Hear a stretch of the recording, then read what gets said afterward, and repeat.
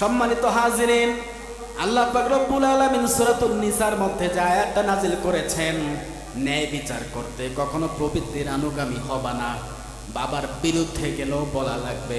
কথা বলেন ঠিক কিনা? বিশেষ করে সব থেকে অবিচার চলে আমাদের সমাজে, সব থেকে অবিচার চলে পরিবারে। রাষ্ট্রের কথা বাদ দেন পরে। আপনি একজন দায়িত্বশীল বাবা হিসাবে, সন্তান হিসাবে আপনার পরিবারের মধ্যে আপনি ন্যায় বিচার প্রতিষ্ঠিত করতে পেরেছেন কি পারেন নাই, এটা আপনাকে চিন্তা করা লাগবে।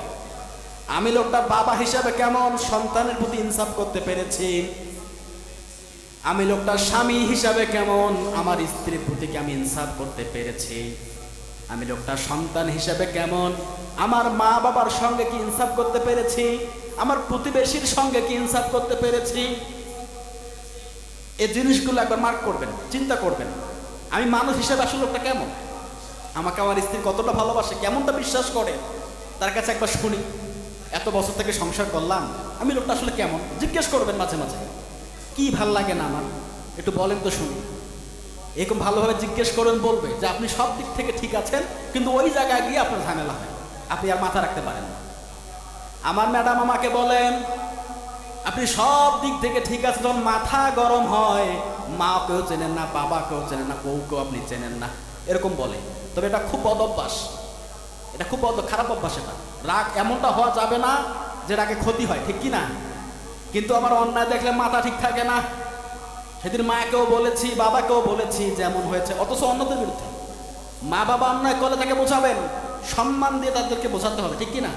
বেয়াদবি করা যাবে না, সম্মানে বোঝাবেন। আমার মা বলছে তুই আমার ছেলে, আর অন্য মহিলার পক্ষ নিয়ে আমার সঙ্গে কথা বলিস, বলে হ্যাঁ এটাই ঠিক, আপনি আমার মা হতে পারেন, আপনার খেদমত করে আমি জান্নাত যাইতে পারবো এই গ্যারান্টি আমার আল্লাহ পাক দিয়েছেন, কিন্তু আপনার অসৎ উপদেশ আমাকে জাহান্নামে ঠেলে দিতে পারে। আপনি মা হন আর বাবাই হন, যেই হন না কেন, আপনার অন্যায় উপদেশ আমি হাবিব গ্রহণ করব না, খেদমত নেন। কথা বলেন ঠিক কি না? আপনি খেদমত পাওয়ার অধিকার রাখেন। আপনি মা হয়েছেন তো কি হয়েছে, আপনাকে তো আমি সঠিকভাবে বোঝালাম, আপনি তারপরে কেন বুঝবেন না? এজন্য আপনাকে এটা মার্ক করতে হবে, আমি লোকটা পরিবারের একজন গার্ডিয়ান হিসেবে কেমন, কি দায়িত্ব পালন করলাম আমি।